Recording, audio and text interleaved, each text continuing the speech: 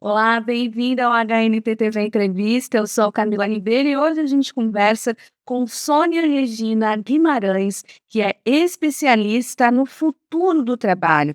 Ela tem acompanhado diversos executivos e profissionais, não só aqui em Mato Grosso, no Brasil, como também em outros países, como Estados Unidos, China, Canadá e eu já quero começar essa entrevista com você, Sônia, sobre o livro que você está lançando. Antes de qualquer coisa, deixa eu te presentear Ah, um livro, sim! obviamente autografado. Muito obrigada. Que lindo, maravilhoso aqui, compartilhando com vocês o livro Liderança Sem Fronteiras, o futuro da gestão é hoje.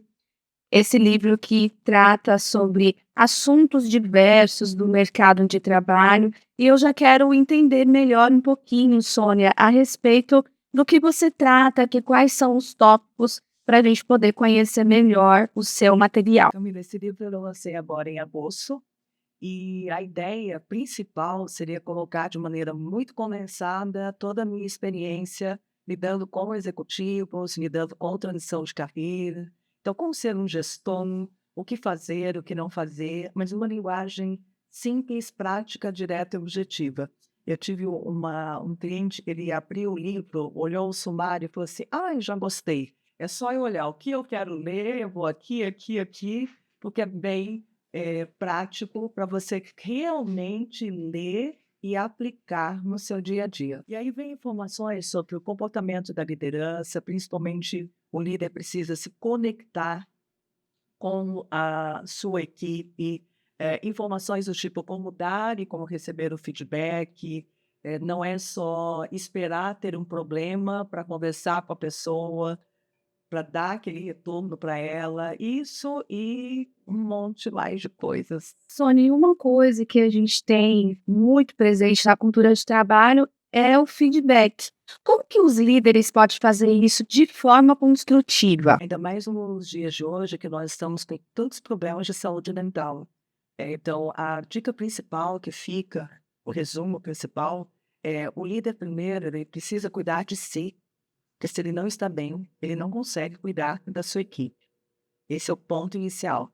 O segundo ponto é que ele precisa ouvir com a intenção de entender essa pessoa, de compreender, e não com a intenção de justificar, de aconselhar. Ouça, faça boas perguntas para essa pessoa. A escuta ativa, é aquela escuta que é genuína, que ela é sincera. Porque quando você faz isso, você está respeitando o ser humano e você está identificando outras possibilidades de poder resolver aquele problema.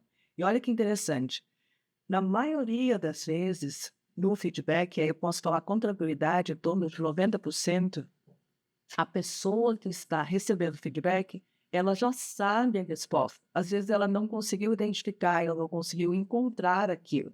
Mas se o líder tem essa intenção genuína de ouvir e de entender todo um contexto, todo um cenário, o que ele vai fazer? Nas boas perguntas, os dois vão chegar a algum, ponto em comum, mas principalmente a resposta da solução ela vem de quem está ali no dia a dia, quem está vivenciando aquele trabalho. Um dos pontos que eu posso observar com isso é que o líder, ele sempre conduz. Durante o feedback não é só aquela questão de apontar, né, as deficiências, mas conduz a pessoa até um caminho resolutivo, onde ela vai conseguir desenvolver as suas habilidades pessoais da melhor forma. E entra o que nós chamamos de engajamento. Quando a equipe ela está engajada, quem faz isso é o líder, com os exemplos que você trouxe aqui, nossa, a equipe produz infinitamente mais, infinitamente melhor, e a equipe se sente bem. Aí vem a saúde mental, assim, super bacana, porque tem um espaço, um ambiente propício para isso. Só que quando a gente fala sobre a questão do futuro do trabalho, parece algo tão distante, mas que a gente já está vendo diversas mudanças acontecendo, muito pela questão tecnológica. Como que você observa isso atualmente? É bom a gente colocar, antes de falar sobre esse assunto, Camila, que eu tenho uma premissa, Sônia tem uma premissa que é o seguinte: Eu estudo muito e busco tudo que tem de novidade, tendências no mundo, mas, ao mesmo tempo, por ser mentora de executivos e transição de carreiras, eu falo sempre assim: eu preciso experimentar, eu não sou uma pessoa teórica. Então, eu sempre estou na linha de frente como executiva, como CEO de alguma empresa e fazendo transições de carreiras minhas. Agora mesmo eu fiz a minha quinta transição de carreira em fevereiro desse ano.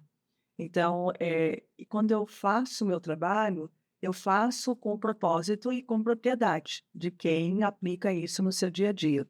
E o que eu posso trazer nesse aspecto? Primeiro, nós não podemos ter medo do que vem pela frente. Na verdade, eu não diria nem o que vem pela frente, do que já está aí, que é fato, né. ChatGPT é o mínimo, um pouquinho que a gente está vendo aí da ponta do iceberg. É só uma gota no oceano. É só uma gota de inovações. Tem inovações aí estratosféricas que já estão consolidadas, acontecendo e tendo mudanças. Eh, não precisamos ter medo, precisamos sim olhar para que habilidades precisamos desenvolver para este novo momento que nós estamos vivendo. Então, vão ter empregos que vão ser extintos? Sim, inúmeros. Porém, vão ter inúmeros que serão criados. E se eu estou sempre desenvolvendo essas habilidades, eu não preciso temer. E o interessante é que quais são essas habilidades para o trabalho futuro ou atual? São habilidades comportamentais. Então, habilidades de empatia, de relacionamento com o outro, de comunicação, controle emocional, inteligência emocional, né, ou que se chama de educação emocional. Essas habilidades são voltadas para o autoconhecimento. Essas sim, elas estão em alta. E aí, se eu fico atento a essas tendências, eu estou me preparando. Se eu estou me preparando, não há por que eu ter medo. Vamos ter alguns abalos? Sim, com absoluta certeza. A Sônia vai ser bem-sucedida profissionalmente a vida inteira? Não. Todos nós temos altos e baixos, mas a gente aprende, né? Opa, deslizei aqui, eu cometi esse erro, então vamos mudar a rota, vamos analisar novamente e ver qual é uma outra forma de fazer isso. Não é? É bem nessa linha. Quando a gente fala sobre essa questão de ser bem-sucedido, eu percebo que isso difere muito de pessoa para pessoa. Para você, o que é ser bem-sucedido? É fazer o que ama? É ter conhecimento? Eu concordo plenamente com você. O meu conceito também de ser uma pessoa bem-sucedida é fazer aquilo que eu me sinto realizada. Aqui no Brasil, nós temos um conceito equivocado de que ser bem-sucedido, você tem que ser uma pessoa muito rica, por exemplo, em bens materiais. E hoje, Mas pela questão emergencial que a gente vive socialmente aqui, né? ser. E aí, o que eu percebo, principalmente mentorando esses executivos, então eu tenho executivos 50 a mais, 60 a mais, 70 a mais, que buscam por uma série de razões. São profissionais que já chegaram no topo da carreira, altamente bem-sucedidos, mas eles não estão felizes. Ou às vezes eles querem dar uma melhorada no que eles já fazem. Então, ser bem-sucedido significa eu fazer o que eu gosto, muitas das vezes está ligado ao trabalho voluntário, ressignificar a sua atuação no meio profissional. Então, se eu colocar assim hoje, eu falei para você, eu fiz uma transição de carreira agora em fevereiro. E nessa transição de carreira, ela veio sim, trabalho que eu amo, que eu adoro fazer, mas com escolhas sensatas, do tipo, quanto tempo eu vou ter de trabalho, quanto tempo eu vou ter de lazer, quanto tempo eu vou ter para a família. Então, esses detalhes fazem uma diferença gigante. Essa questão do meio de trabalho, hoje a gente tem muito já adotado como comum home office, que foi muito descoberto ali na pandemia. É ruim pelo momento que isso aconteceu, mas que é muito positivo de você poder, autorizar esse trabalho, autorizar não, tornar comum, aceitável nas empresas, porque é muito positivo, tem como a gente trazer pessoas novas para o projeto, tornar a jornada mais flexível. Como você observa isso, Sony? Você sabe que eu trabalho com home office desde 2011. 2011 eu comecei já com a minha equipe toda no home office. E olha que interessante, por isso que eu falo que como é bom a gente e como é importante você viajar e conhecer outras culturas. Eu estava em Toronto e na verdade, eu queria que a minha filha, entrando na pré-adolescência, fosse fazer um intercâmbio. E aí ela era muito novinha, 12, 13 anos, eu falei: "Não, não vou deixar ela ir sozinha, a mamãe vai junto". E aí que vamos passar uns 30, 40 dias em Toronto, eu aproveito também, você vai para fazer o seu curso, eu aproveito para fazer alguns cursos, que eu queria fazer e fazer alguns contatos, né, porque o meu ritmo é assim, é lazer e trabalho ao mesmo tempo, isso para mim é uma delícia. E eu lembro que eu agendei uma reunião com o executivo, e um dia antes eu mandei uma mensagem para ele estava em Toronto, ele sabia que eu era do Brasil. E aí eu falei assim: "Me manda o endereço da nossa reunião de amanhã". E na época ele me mandou um link do Skype. Camila, eu fiquei muito irritada. Eu falei: "O quê? Eu estou aqui no seu país", né. Aí já vem aqueles delírios nossos, né. "É porque, só porque eu sou do Brasil, ou só porque a gente nunca fez nenhuma negociação, ele não sabe o potencial que o Brasil tem", etc e tal. E aí entrei na reunião super mantendo cara de paisagem, mas eu estava assim, né, irritadíssima. Falei: "Como que falta de elegância esse cara não me receber no escritório". E quando terminou a reunião, eu falei: "Uau, que fantástico, foi a melhor reunião que eu já tinha feito", E lá nesse modelo, eu falei assim: "Gente, é isso que eu quero fazer, vou atender online". Tanto é que eu tenho um estúdio em casa até hoje, para atender os meus clientes de outros estados, de outros países, ou até mesmo de Cuiabá, que preferem o atendimento online.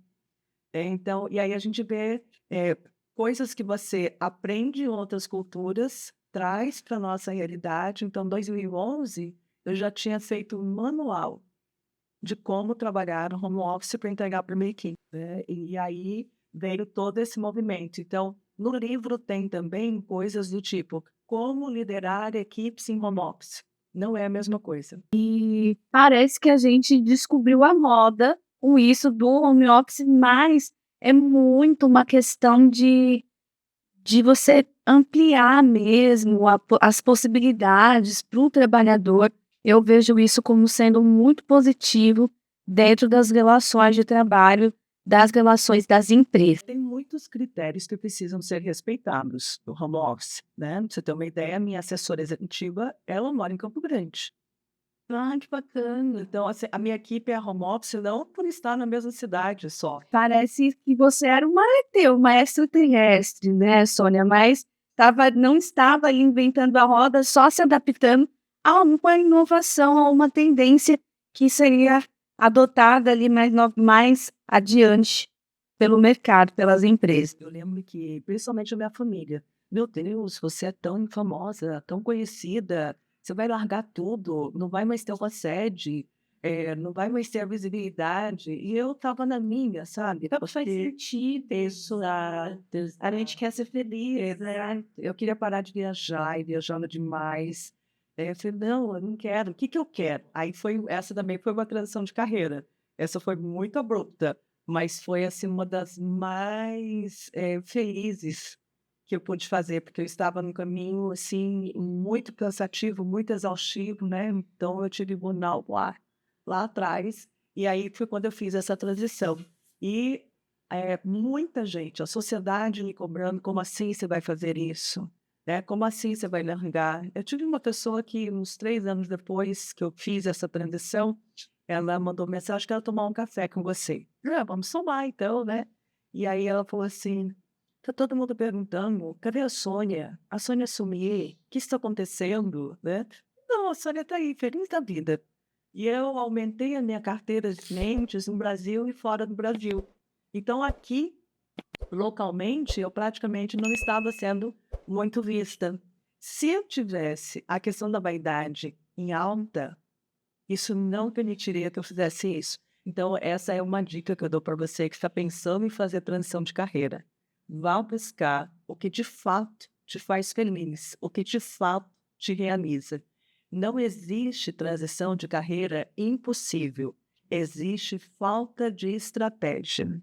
Quando a gente fala de transição de carreira, parece que é você mudar completamente de segmento, mas na verdade, então, é você se adaptar a um novo estilo, a um novo ritmo, é isso? A transição de carreira ela tem vários aspectos. Ela pode ser tanto eu estou em uma empresa, mas eu não estou feliz na área que eu estou atuando. Eu quero sair dessa área, quero ir para uma outra, mas dentro dessa empresa. Você é jornalista e você fala assim, Sônia, eu não estou legal da forma como eu estou atuando. Você pode continuar sendo jornalista e fazer uma transição na forma de atuar no jornalismo. Então você pode nós estamos vendo muito agora, né, os apresentadores que estão saindo das TVs, estão indo para o YouTube, essa mudança, né, é largar o status, é abrir mão da vaidade para ter a sua felicidade. O momento certo da gente entender que é necessário fazer essa transição de carreira? Quando tem que acender essa luz interna para que a gente se atente a essa necessidade? Vou falar alguns sintomas, tá bom? Então anota aí que são alguns sintomas que de repente você fala assim: "Opa, tá piscando a luzinha". Primeiro deles, não estou com vontade de trabalhar. Daquela: "Ai, final de semana acabou", ou então hoje, segunda-feira, estou tomando banho para ir trabalhar, mas estou com uma dorzinha no peito, porque eu não queria ir. Irritação muito fácil com as pessoas, principalmente no ambiente de trabalho. Não ficar feliz com os projetos que está realizando. Então, esse é o primeiro sinal. Agora, isso não significa que você já vai largar tudo para buscar algo. Primeiro você tem que buscar algo para depois largar, né? E ir largando aos poucos, fazendo essa transição. Sabe uma coisa interessante, Camila, que eu sempre estou comentando, porque isso também é um tabu? As pessoas acham que transição de carreira, eu preciso largar tudo. Eu quero ser músico e eu sou um funcionário público. Eu tenho uma estabilidade, eu tenho uma remuneração muito boa, né, então, eu preciso pagar as contas, os boletos estão chegando aí todos os dias. Eu não preciso largar de imediato. Eu quero ser músico, eu estou fazendo aulas de canto, eu estou buscando alguma coisa para fazer à noite ou final de semana, e aos poucos você vai fazendo essa transição. E nada impede também de você, por exemplo, pedir uma redução de carga horária nesse seu trabalho em público que você tem. Estou dando um exemplo público, mas poderia ser qualquer outro, tá? Que você continua com a sua renda e você, em outro período, dedica-se à música que você quer e que você tanto ama. Então, você pode também equilibrar isso, não tem nada de errado. A gente fala assim, você não foi arrojado o suficiente para poder deixar tudo, né? Você está com medo? Respeita. Respeite-se, né? Se a outra pessoa chegar, é você que está passando por isso? Não, sou eu. Então, eu quero assim, é assim que vai. Hoje a gente tem diversas gerações convivendo ao mesmo momento dentro das equipes de trabalho. E eu observo que a galera que está chegando agora, que é mais jovem, eles são muito mais assertivos e pontuais em se posicionar naquilo que eles querem. Diferente dos baby boomers, por exemplo. Eu sou filha de baby boomer, sou uma millennial, filha de baby boomer, que conviveu com pessoas que eram muito focadas em trabalhar ali exaustivamente na questão do resultado, os baby boomers muito interessados em ganhar dinheiro, e hoje a gente percebe que a galera mais nova, eles querem ser assertivos, ir direto naquele ponto. E como que a gente consegue fazer esse equilíbrio das gerações e trazer essas contribuições que cada indivíduo da equipe tem? Nós estamos num momento bem complexo. porque nós estamos com as 4 gerações dentro das empresas. Pensa, né? Eu trabalho com programas de formação. Torre de Babel de valores. Eu trabalho com um programa de formação de líderes. Então, são grupos menores, em algumas empresas, onde eu trabalho só com as lideranças, de como elas devem liderar com alta performance. E o ponto principal que tem em todas, unanimidade, é esse conflito de gerações. Então, um dos itens que eu gosto muito de trabalhar é, vamos entender como é que funcionam essas gerações, vamos entender quais são os valores.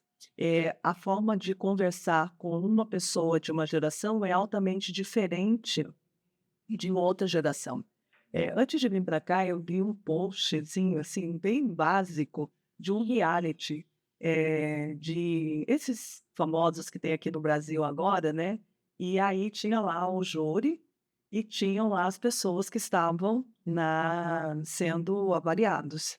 E um profissional, um desses jovenzinhos, né? Simplesmente ironizando, assim, né, ao vivo, ironizando, debochando, e não sei o quê, e obviamente um jurado, geração X, né, não gostou. E aí, rapidamente, ele veio e falou assim: fora, saia daqui. E aí o jovem foi e falou assim: o quê? Você está. Então, assim, aquele excesso de confiança, né? Quem é esse cara aí para falar isso para mim? Então, essa geração, ela vem com esse movimento. E eu tenho que entender como lidar com isso, não no sentido de reprimir. Sem frear, porque são pessoas geniais. Fantásticas, né? Então, como eu vou lidar com essa pessoa? É entender esses valores, é respeitar determinadas situações, é conversar com autoridade, não é autoritarismo. Olha, interessante o que você disse, por exemplo, né? Conversando com alguém 18, 19, 20 anos. Interessante o que você disse, mas como nós podemos trazer isso para resultados aqui da empresa?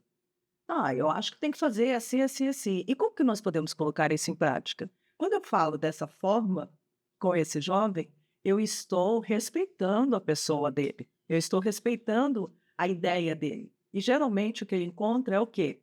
Quem é você para falar isso, né? Você sabe há quanto tempo eu estou aqui fazendo tal coisa? Isso não é uma conversa que vai levar a um futuro muito bom. Hoje a gente tem essa questão do termo tóxico dentro dos ambientes de trabalho, mas o que é um ambiente de trabalho tóxico? Como você classifica e quais são as características desses ambientes de trabalho que podem ser considerados tóxicos? O ambiente tóxico, ele tem vários componentes. Liderança que usa e abusa do assédio moral. Expõe as pessoas, chama atenção, dá feedback a públicos, então isso é tóxico. Ambiente tóxico, pessoas, quando você trabalha com pessoas muito mal-humoradas, pessoas que você vai conversar, por mais habilidosa que você possa ser, você tem, né, um retorno muito agressivo, no sentido exato mesmo, no tom de voz, da forma de falar, conteúdo da fala. O ambiente tóxico também, ele é desenvolvido com metas impossíveis. Então, você coloca lá uma meta para a equipe. Existe muita empresa, hoje, grandes corporações, em que o luxo da empresa, né, para as pessoas, é você sair mais tarde possível. É você trabalhar o máximo possível. Então, tem 12, 14 horas de trabalho. Eu sou ótimo. Por incrível que pareça, Camila, ainda existe isso. E a gente tem também, isso é muito comum, principalmente na área de comunicação, a gente vê isso muito presente nas agências de publicidade, em que os hubs, as agências, elas foram adaptadas com mesas de sinuca, freezers com cerveja. É como se fosse um happy hour alongado, mas na verdade é um expediente ali de trabalho comum. E a Madu tá ali consentindo com a cabeça, né, Madu? É justamente isso na nossa área, né? Isso que eu gosto do sentar na mesa para poder editar. E depois que eu termino de editar ou fazer o que eu tenho que fazer, eu levanto e vou beber uma água, vou tomar meu whey, vou treinar, fazer alguma coisa. E teve uma que eu prestei serviço, que a gente também ia fazer a captação presencial. Chegava lá, um dos editores, que não era só eu de editor, um dos editores tinha um puff lá, ele botava 2 puff deitado, estava aqui com o computador. Falei, mas como ia lombar? Fica com isso, como... E a gente vê até mesmo o uso de salas de descompressão. Então, cada vez mais o mercado te absorvendo, nem para se regular, os profissionais estão sendo autorizados, entre aspas, já são condicionados a fazer essa autorregulação emocional até mesmo dentro das empresas. Mas aí eu volto a colocar que eu sempre falo que a equipe ela é reflexo da liderança. Então, se a liderança ela é leve, ela vai atingir resultados muito maiores e a equipe vai se sentir bem com esses resultados, porque ela é leve. O que é ser leve? Às vezes a pessoa fala assim, mas o meu líder não falou nada. Mas você viu o olhar que ele deu para você? Olhar de reprovação? Então, é muita coisa envolvida, mas realmente a liderança é um processo, né, um cargo muito individual, muito sozinho, isolado, e que você tem que ter muito preparo para atuar nele e deixar o movimento, a equipe mais leve, porque aí nós vamos diminuir esses ambientes tóxicos. Ah, exemplos do tipo, você perceber que alguém na equipe está sendo massacrado pela equipe, uma pessoa só. Quem tem que perceber isso é o líder, No sentido de de identificar que isso está acontecendo. isolamento. Aí acontece, tá? Então, por exemplo, uma pessoa da equipe, ela não está dando bem com o resto, como você falou. É todo ambiente tóxico, não sei o quê. O líder tem que chamar essa pessoa, tem que conversar, tem que ter um feedback aberto, sincero, para poder identificar o que de fato está acontecendo e como resolver esse problema, que é um problema de relacionamento. Aí você fala assim, não, mas é só a gente isolar. Ó, essa pessoa que está sendo isolada, ele está sofrendo. Os outros que a estão isolando também estão fazendo algo que não é saudável nem para elas. Então, a gente precisa chegar num acordo dos 2 lados, ou reunir individualmente com essa pessoa, conversar, entender de fato o que está acontecendo, se tem algo nela que precisa ser melhorado, precisa ser desenvolvido, que tipo de apoio que eu, como gestora, posso dar para essa pessoa que está trabalhando. E aí eu falo, não é uma tarefa fácil. Esse exemplo que eu estou te dando, por exemplo, é algo que eu passei.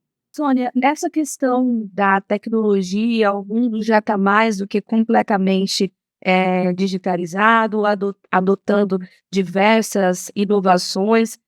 Nesse momento, a liderança humanizada, ela é um diferencial? É o fator mais importante. Porque se você não tem essa humanização, não existe o que nós chamamos de letramento digital ou letramento em futuros, se o ser humano ele não está inteiro. Então hoje você já tem eh, spas ou retiros para você ficar desconectado. Olha que ponto que nós chegamos, porque isso está causando já doenças, mal-estar, ansiedade em excesso. Então, essa liderança humanizada, ela vai ver a pessoa como única, como um ser humano, identificar, porque você pode ter 20 pessoas, você pode liderar 20 pessoas, cada uma é diferente da outra, cada uma vem com as suas crenças, valores pessoais, coisas quando agora nós vamos ter a NR1, que em 2026 vai entrar com força dentro das empresas para poder dar esse olhar para a saúde mental. E aí você observa o seguinte: tem a responsabilidade da empresa? Tem, não há dúvidas, né. Mas a pessoa, quando ela vem para a empresa, ela também vem com as questões dela.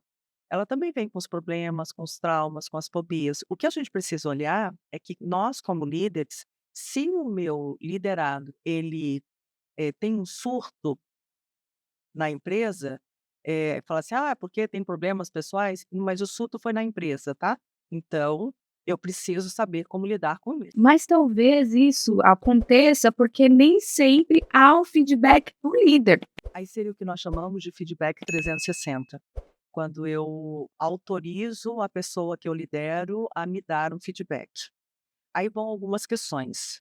Eu estou preparado para isso? Eu preparei a equipe para isso? Porque é muito comum a equipe falar assim, eu vou falar para ele que isso está acontecendo, e aí ele vai olhar para mim e vai me demitir? Isso pode acontecer, né? E a pessoa fala assim: não, você é ótimo, você é muito bom no que você faz, mas na verdade não é, e a pessoa está com medo. Então, o líder ele precisa também criar um ambiente seguro para que essa equipe possa falar. Como que a gente percebe que o líder não está dando esse ambiente seguro? Quando ele fala assim: gente, vamos lá, vamos fazer uma reunião aqui, eu quero que vocês me deem feedback. E aí o primeiro começa: "Bom, ele tá falando, vamos falar então, né?". Aí o primeiro começa assim: "Olha, eu acho que as nossas reuniões são muito demoradas". Aí imediatamente o líder vai e fala: "Como assim demorada? Nós precisamos conversar, todo mundo precisa saber". Aí a pessoa já Aí o segundo fala assim: "Olha, eu acho que você precisa melhorar em nos ouvir mais". Aí o líder vai e fala: "Mas como ouvir mais se eu estou nessa correria? Vocês sabem da minha pressão e etc e tal". E o restante da equipe vai falar o quê? Não tem nada para melhorar, porque o líder, ele não estava preparado para aguentar aquilo. E Sim, não é fácil, sim. ser sincera, não é fácil, nenhum feedback é fácil. Ninguém gosta, né, de ser apontado, mas é necessário. Aí o ambiente propício seria o quê? Primeiro, não fazer esse coletivo aqui, né, porque isso é muito pesado para você, principalmente. Segundo, eu tenho que estar preparado para isso, eu preciso de um psicólogo, se for do autofeedback, vá a um psicólogo, sabe, tenha suas conversas, porque num trabalho terapêutico, você vai poder ser verdadeiro com você mesmo e você vai ter uma pessoa que vai conseguir te visualizar fora E te do ambiente. proteger. Exato. E te dar munições, né, no bom sentido, assim, te preparar, te fortalecer para isso. Eu falo que líder não pode ficar sem terapia, Sim, sem nem pensar. Eu tenho a minha terapeuta eu e também estou em dia com a minha terapia. Graças a Deus. então, assim, aí é que eu falo, primeiro precisamos cuidar de nós, para depois cuidar dos outros. Sim, Então não existe o auto-feedback, eu acho muito difícil, assim, olhar para porque nós sempre vamos estar bem intencionados, mas eu posso criar ambientes para receber feedbacks sinceros, e uhum, não feedback, posso usar o termo aqui, puxa-saco, sim. que mais existe. E toda essa experiência que você tem ao longo de 3 décadas, você vai estar compilando no workshop Reinvente-se 360, que vai acontecer em novembro, e compartilha com a gente como que as pessoas podem participar e o que você vai oferecer nesses 2 dias de curso. Primeiro colocar que vai ser, a primeira vez que nós vamos fazer uma imersão, atendendo a muitos pedidos das pessoas que queriam fazer, mas às vezes, olha, o ticket médio é muito alto, dá para baixar um pouquinho o valor. E aí nós estamos fazendo agora 7, 8, como você comentou, no Hotel Paiaguás. Nós temos um Instagram, Elevare IC. Então, @Elevare IC, que é o nosso Instagram, onde você pode acessar para fazer a sua inscrição. Elevare um L só, né? Um L só e no final é com E, né, Elevare IC. E ali você pode obter as informações e fazer a sua inscrição. Nós fizemos uma proposta, assim, muito interessante, porque ele está altamente dinâmico, você vai fazer um teste, onde você vai ter um relatório de 50 páginas do seu perfil comportamental, nós vamos ter muitas atividades, nós vamos trabalhar com mesas redondas, então aquela coisa mais dinâmica, mais focada. Agora o mais importante, Camila, no final dessas 12 horas, a pessoa sai com um plano estratégico da transição de carreira dela montado. Quando a gente fala em transição de carreira, a gente já pensa que é algo disruptivo, de interromper um ciclo, e começar outro, mas é algo que às vezes acaba sendo muito confuso. Como que as pessoas podem se adaptar? Quais ferramentas práticas que você pode sugerir para a gente? Primeiro que nunca esteve tão barato ter acesso a essas ferramentas. Então você entra no computador hoje, você seleciona os conteúdos e você tem conteúdo de alta relevância à sua disposição gratuitamente. Fazer uma boa pesquisa, conversar com pessoas que já fizeram essa transição, de repente você tem algum amigo, algum familiar que já passou por isso, converse com essa pessoa, troque ideias com ela, como é que foi, quais foram as facilidades, dificuldades, entender que não existe fórmula mágica. Então fala assim: eu vou fazer um workshop de 12 horas. Ele vai te dar toda uma orientação, visão de cenário mundial, possibilidades, vai te mostrar opções de carreiras dentro do que você está, vai ter um atendimento personalizado para você. E depois disso, o que que eu faço? Eu começo a minha trajetória, a minha jornada. Eu vou ter que buscar fazer o curso. Que curso é esse? Pode ser um curso online? Deve, né? Eu adoro falar isso para as pessoas. Às vezes eu encontro pessoas, não sei se você já viu, Camila, pessoas falam assim: eu estou fazendo um curso assim, assim, mas é online. É como se fosse quase seguido de um pedido de desculpa. Exato. E não é, no mundo que nós estamos hoje, é online. Que bacana, fale com propriedade que é online, né. O presencial tá aí?